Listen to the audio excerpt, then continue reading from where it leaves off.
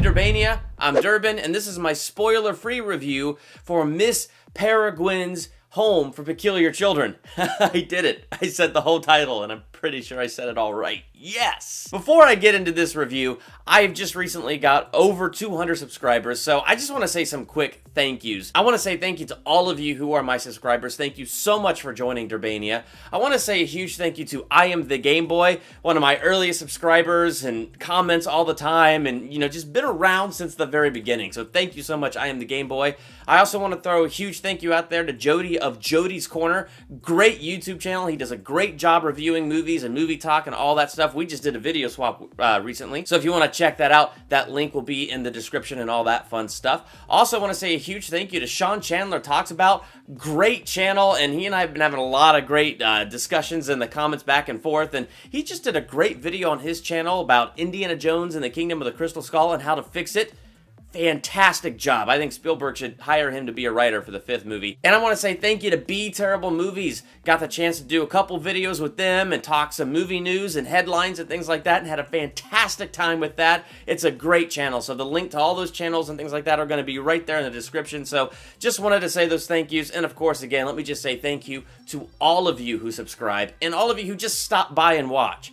Thank you so much. So getting into my review for this movie, there were things about this movie I liked, there were things about this movie I really didn't like, but let me start with the likes. One of the things that I thought was really done well in this movie is Tim Burton's use of color. I always liked the way he uses color in his movies, and this kind of felt like a throwback to like Edward Scissorhands or Big Fish, just the way that he would use color in this movie to help convey feeling and tone and things like that. So when you have Jake, who's the lead kid played by Asa Butterfield, and they come to this island in Wales, and so they're on the island and he's about to find the time loop and go to the 1943 time where the Home for Peculiar Children and all that stuff is.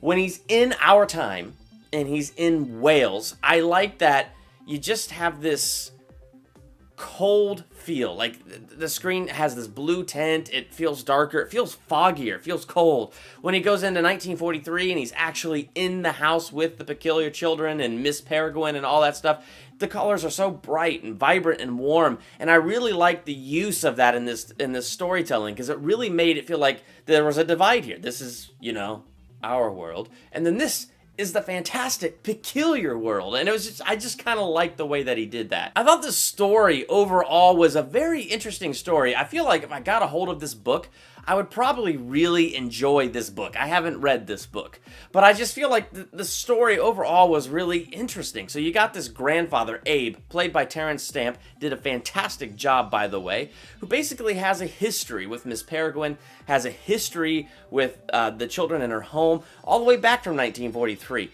And so he tells his grandson, Jake, our leading dude in this story, about all of these things. And so when he's like 18 years old and things go down, Jake finds himself wanting to go visit this island, like in Wales, off Wales, somewhere in that area, and then finds his way to this school. And I just thought that was a really interesting story. It was also really interesting learning about the time loop and how they repeat the same day over and over again, and since they live in this time loop in this time, they don't really age. I mean, there was a lot of stuff about it that was really fascinating, and they did a lot of really good setup to kind of set up there's something evil and sinister just beneath the skin of this world, something evil and sinister that we're not really seeing, and Jake has this higher call and destiny, and just the way that they kind of built to it, I enjoyed that. So there's a lot of things about it, the story, the way the story was told, that I did enjoy. Eva Green, I like her as an actress. She did a fantastic job in this movie. I don't really know what else to say. I mean, I guess this kind of feeds into some of my disappointments.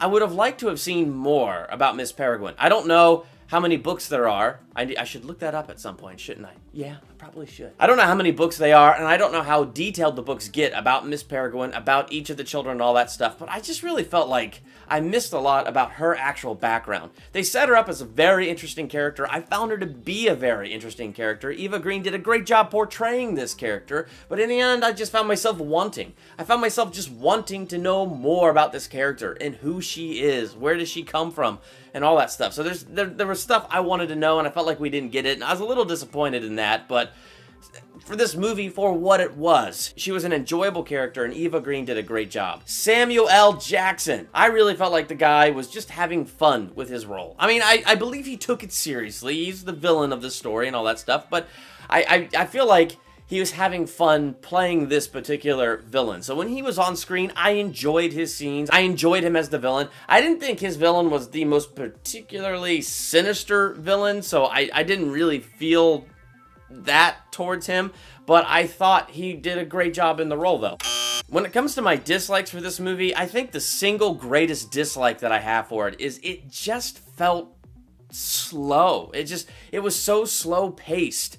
And I don't know, it reminded me of Big Fish in that. There's a lot of things about Big Fish that, even though it was slowly paced, it was interesting. This movie, it had a lot of interesting things, but it was still very slowly paced. And it took them a while to set things up. Now, while I enjoyed the setup, because by the end of the movie, it's like, yeah, I could tell that I needed that setup. But at the same time, it did take a while to just get there. And then when they got there, it took a while for things to start to happen. Because, you know, it's the hero story. Jake struggling with his identity, struggling with his life choices. Which way is he going to go? What choices are he going to make? And things like that. So it took a while, even when he meets the children, when he comes into the house and things like that. Like I was saying earlier, there's a lot of characters I'd like to get to know better. Like, I already talked about Eva Green and her character, Miss Peregrine, and how I feel like I'm missing something there. Maybe I need to read the book to get it. But I feel that way about a lot of these characters. Like, there's this little girl there who had, like, super strength. And I thought she was hilarious. Her facial expressions, whenever she'd pick up something heavy and throw it at a bad guy or whatever, like she was hilarious. There are a lot of little entertaining moments in that. And a lot of those little nuances, when I was feeling like the story was taking a long time to get somewhere, a lot of those little nuances saved it for me and brought me back in. But I still wanted to get to know these children a little better, to get to know a little bit who they are, to see their personalities shine a little bit more. There are places where they do get to shine, but not quite enough, I think. I just feel like I wanted to see more.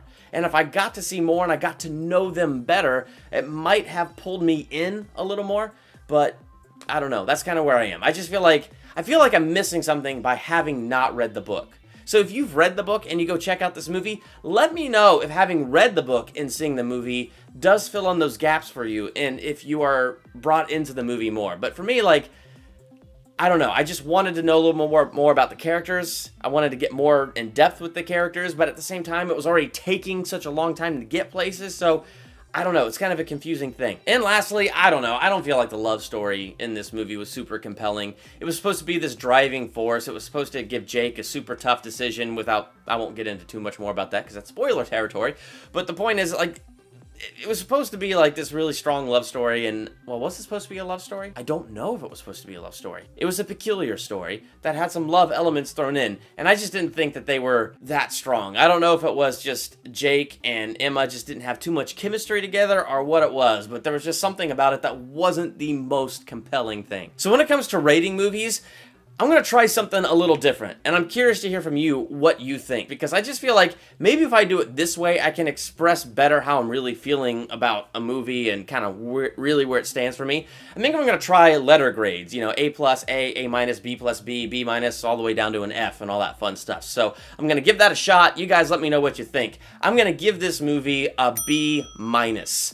I put the minus on there because it did feel really slow, and to me that was just kind of the biggest thing, is that I just felt like it dragged a little bit, but there was a lot of interesting things in it.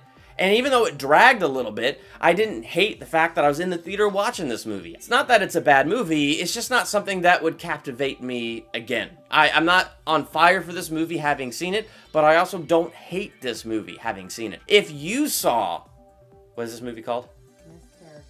Miss Peregrine's Home for Peculiar Children. What are your thoughts on this movie? Make sure to let me know in the comments. What would you give this movie? A, B, or for sure let me know if you've read the book and you see this movie. Let me know if I'm right and reading the book fills in some of these gaps in character developments that would make it more interesting. Let me know those things in the comments. While you're there, hit that subscribe button. Be on top of all the new videos and new things happening here at Durbania. I'm Durbin. Thank you so much for checking out Durbania.